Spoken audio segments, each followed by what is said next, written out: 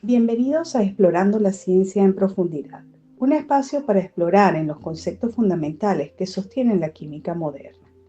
Hoy hablaremos de la estructura del átomo, ese sorprendente entramado de partículas cargadas y espacios que forman toda la materia que conocemos. Aunque el átomo es invisible al ojo humano, su estructura ha sido descifrada mediante diferentes modelos, experimentos y razonamientos complejos. Nuestro recorrido abordará su definición y modelos, la evidencia que los avalan, los retos para aprenderlos y una propuesta didáctica para enseñarlos con un sentido epistemológico. El físico y filósofo Ernest Mach nos planteó que los átomos no pueden apreciarse por los sentidos, sino que son cosas del pensamiento. Según Chan y Goldschmidt en su libro publicado en última edición en el 2013, definen el átomo como la unidad fundamental de la materia que conserva las propiedades de un elemento químico, es decir, es en esencia la estructura sobre la que se edifica toda la química. Pero esta definición es el resultado de una larga evolución de modelos que intentaron explicar algo que no puede observarse directamente. La estructura del átomo se refiere al modo en que se organizan las partículas subatómicas, principalmente los protones, neutrones y electrones, y cómo sus cargas, masa y espacios se vinculan para explicar sus propiedades. Dado que no podemos ver directamente un átomo con claridad, al menos no con las técnicas comunes que conocemos, recurrimos a modelos y representaciones que lo hacen accesible. Cada modelo atómico surgió en un contexto histórico, representando un avance conceptual frente al anterior. Entre los modelos más importantes podemos destacar los siguientes. El modelo atómico de John Dalton. John Dalton propuso el modelo de los átomos como esferas indivisibles y unidades básicas de los elementos. Introdujo la idea de que cada elemento está formado por átomos idénticos entre sí y que los compuestos son combinaciones de átomos en proporciones definidas. Dalton revivió la noción griega del átomo, pero le dio una base científica al vincularla con la ley de las proporciones múltiples. Esto nos lo plantea Chan y Goldschmidt en su libro publicado en el 2013. El descubrimiento del electrón mediante el experimento con rayos catódicos que realizó Thomson le permitió proponer su modelo atómico, conocido como el pudín con pasas, que representaba el átomo con una esfera de carga positiva con electrones incrustados en dicha esfera, según lo planteado en el 2012 por Domenech y sus colaboradores. Ernest Rutherford cambió radicalmente la visión que se tenía del modelo atómico cuando con su experimento de la lámina de oro observó que la mayoría de las partículas alfa atravesaban la lámina sin desviarse, pero que algunas rebotaban en ángulos pronunciados. Esto le permitió concluir que toda la carga positiva y la masa del átomo estaban concentradas en el núcleo del átomo, según nos plantea Chan y Goldschmidt en el 2013.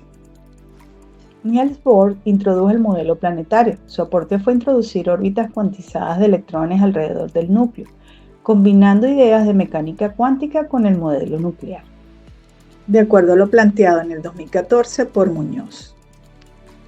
Mientras que González y Escudero en el 2015 plantean que, a mediados del siglo XX, la mecánica cuántica reemplazó la idea de órbitas por nubes de probabilidad, según el modelo de orbital atómico. La naturaleza de la estructura atómica es profundamente abstracta, no es algo que podamos observar directamente en los laboratorios. Los modelos son representaciones mentales, gráficas o matemáticas que permiten visualizar lo invisible. Por ejemplo, los diagramas con núcleo y electrones permiten ver cómo funciona algo que en escala real es ínfimo. Así, los modelos hacen accesible la idea de la estructura atómica, transformando lo simbólico en algo con sentido educativo. ¿Cómo llegamos a conocer la estructura del átomo? ¿Qué experimentos y razonamientos hicieron posible esta comprensión? El conocimiento se construyó combinando observación, experimentación e inferencia teórica.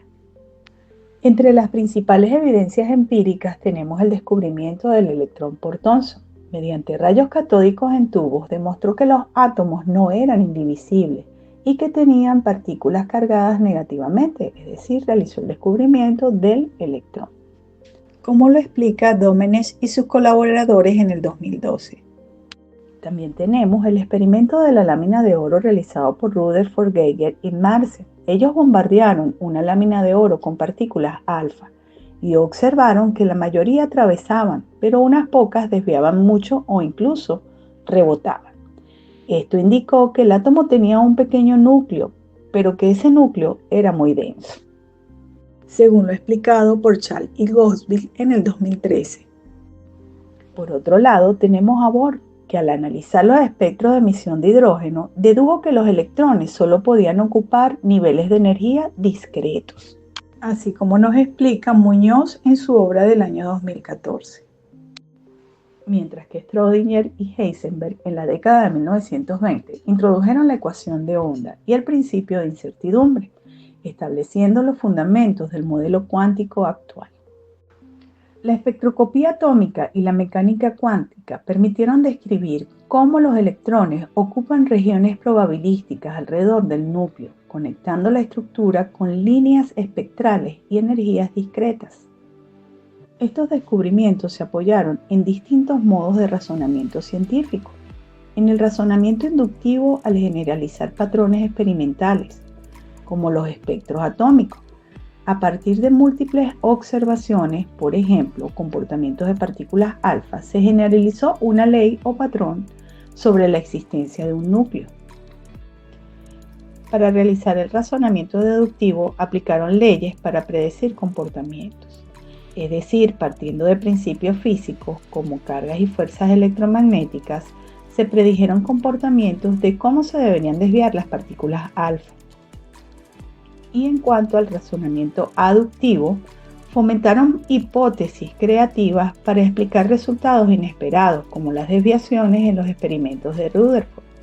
Formulando esas hipótesis creativas para explicar resultados sorprendentes, por ejemplo, cuando Rutherford declaró que fue casi tan increíble como disparar un obús en una hoja de papel y que ésta rebotara, al referirse al rebote de las partículas alfa, según Cuellar y sus colaboradores en el año 2008. Es decir, la estructura del átomo no es una verdad obvia, sino el resultado de una construcción teórica y experimental, donde los modelos, datos y razonamientos se interrelacionan entre sí. Para los estudiantes, la estructura atómica plantea varios obstáculos epistemológicos, es decir, dificultades relacionadas con el cómo se construye y se comprende el conocimiento científico. En primer lugar, los estudiantes tienen problemas para aceptar que el átomo es, en gran medida, espacio vacío, como lo plantea el modelo de Rutherford. Esto choca con la concepción sensorial y cotidiana de que la materia es sólida y continua. Este obstáculo tiene raíz en la dificultad para aceptar que algo que existe, como lo es la materia, está compuesto de algo vacío o de nada. Es un problema filosófico que viene desde la época de los griegos. En segundo lugar, el carácter abstracto y no observable de los átomos. Los estudiantes deben imaginar entidades que nunca han visto, como electrones, protones y neutrones, y comprender que los modelos son representaciones, no son realidades literales. En tercer lugar, la superposición de modelos históricos que genera confusión. Muchos estudiantes interpretan los modelos como etapas cerradas y no como aproximaciones complementarias.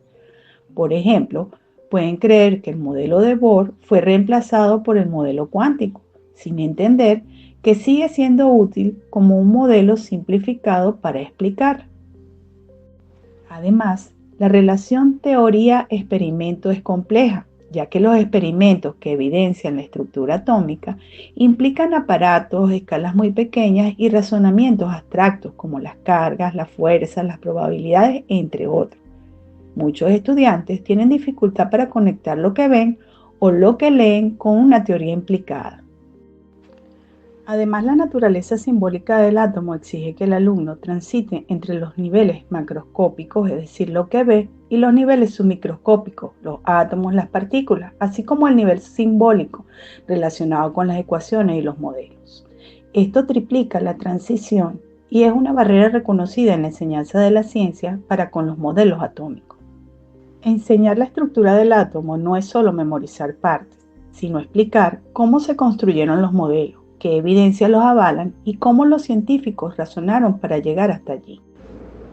Para abordar estos retos y dar un sentido epistemológico al aprendizaje, se propone una estrategia didáctica que titulamos Viaje a lo Invisible, descubriendo al átomo, diseñada para el último nivel de educación media general.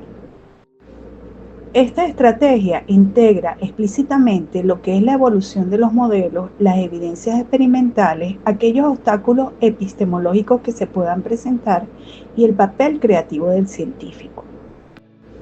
La secuencia pedagógica está estructurada en 4 fases. Una primera fase constituida por la introducción histórica, que la podemos hacer de forma interactiva, solicitando a los estudiantes que elaboren una línea del tiempo interactiva que demuestre cómo los modelos atómicos evolucionaron según las evidencias experimentales.